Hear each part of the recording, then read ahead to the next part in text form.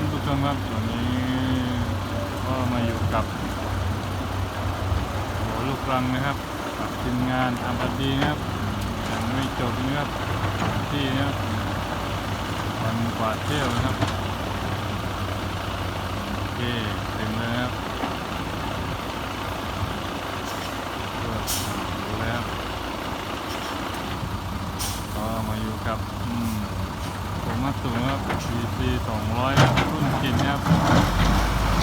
คันเก่านะครับที่หวาดเสียวครับจุดไหนครับวันนั้นก็เป็นฝั่งของล้ออาร์บันดีนะครับผมว่าก็จะเป็นรุ่นของ27นะครับIsuzuนะครับ XZ นะครับ270นะครับ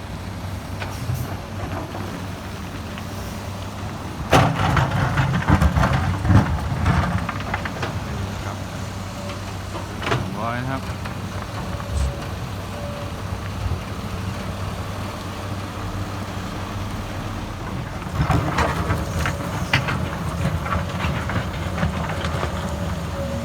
การมากครับ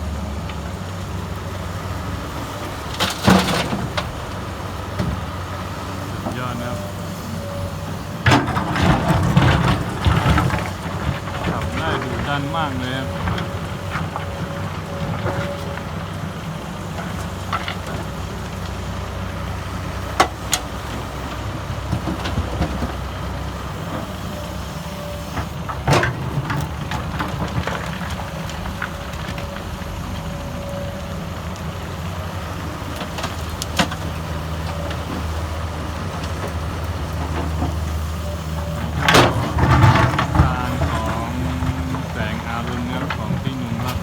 ข้างบนนะครับน่าจะไม่ตักเลยครับวางข้างบนงานลงนะครับน่าจะหมดเลยนะครับก็เลยจบทางขึ้นนะครับ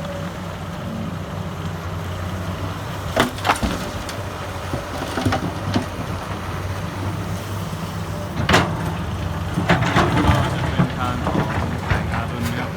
ขึ้นมาฝั่งนี้นะครับที่เก็บอยู่นะครับ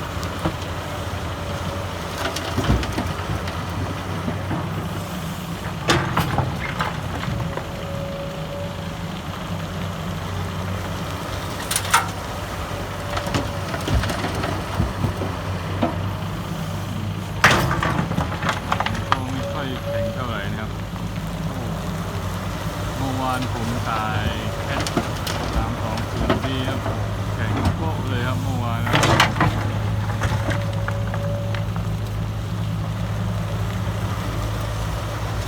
ส่วนมากก็จะเป็นงานลูกรังนะครับที่ผมถ่ายนะครับ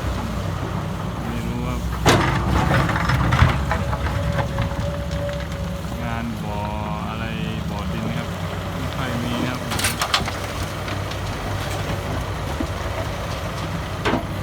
จะชิดเขากำลังรออยู่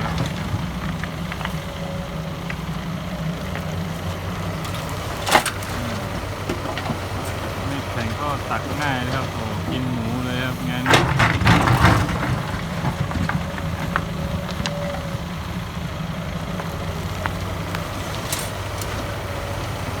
เมื่อกี้ฝนตกนะ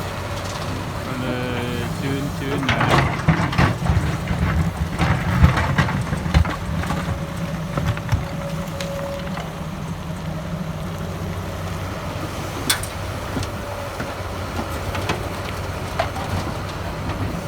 ยังไม่เต็ม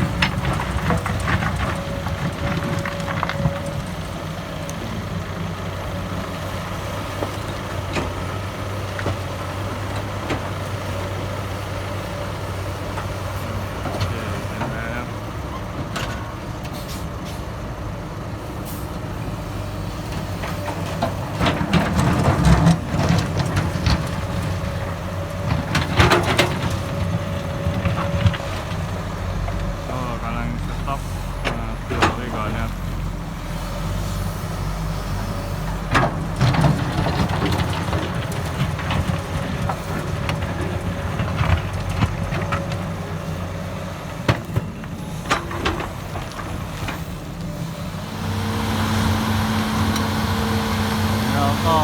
มาดูฝั่งของกระทิงบ้างครับทีเราก็ดูฝั่งของตัวสุดแล้วนะครับนะครับฝั่งไปแล้วว่าตรงนี้จะแข็งไหมนะครับฝนก็กำลังจะมาอีกแล้ว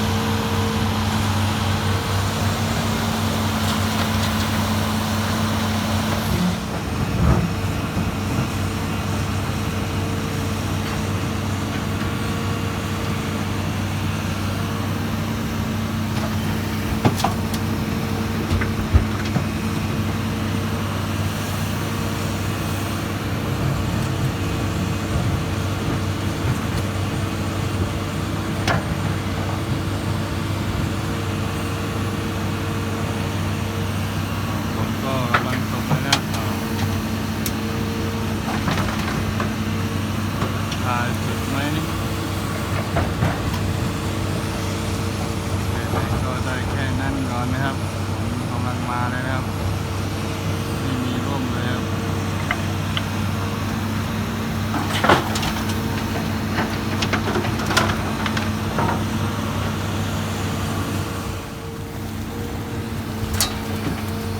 นี่ก็ตัด36นะครับ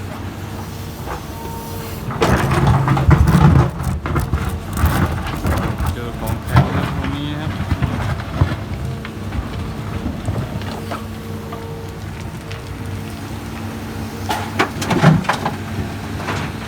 นี่ก็27นะครับก็ออกไปแล้วครับลงมาครับก็เราก็จะจบการถ่ายด้วยคันนี้ครับเป็นคันสุดท้ายนะครับกำลังตกหนักเลยนะครับ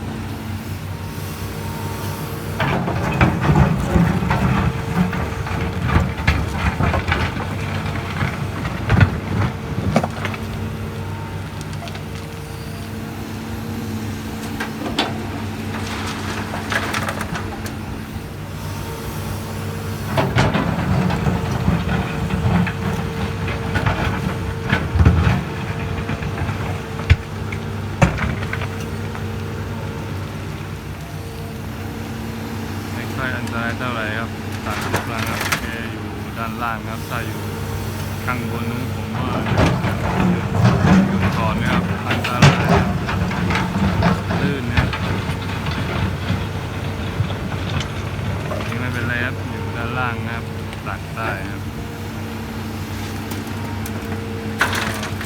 ก็ใกล้จะเต็มเลยนะครับ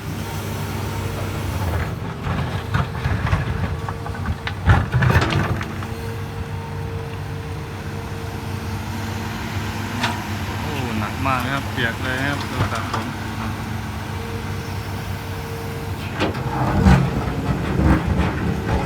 เดี๋ยวนะครับนิดเดียวนะครับจะเต็มนะครับแล้วก็จะจบการถ่ายเป็นเท่านี้ก่อนนะครับ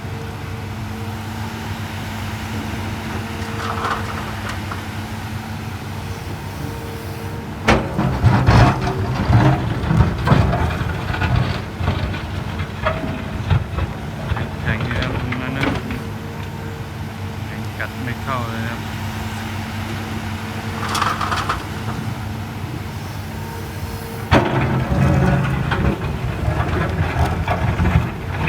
เกานะครับออกฝุ่นเลยครับควันออกเลยครับ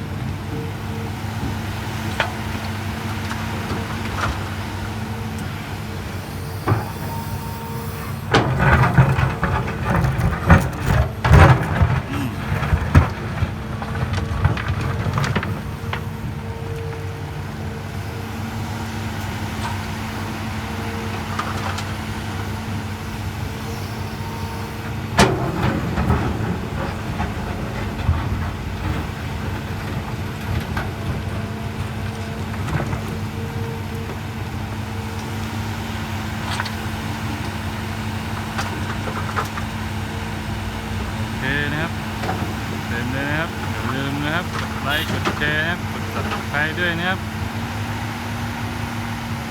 กำลังใจให้ผมด้วยนะครับฝนตกนะครับโอเคจบนะครับขอบคุณนะครับ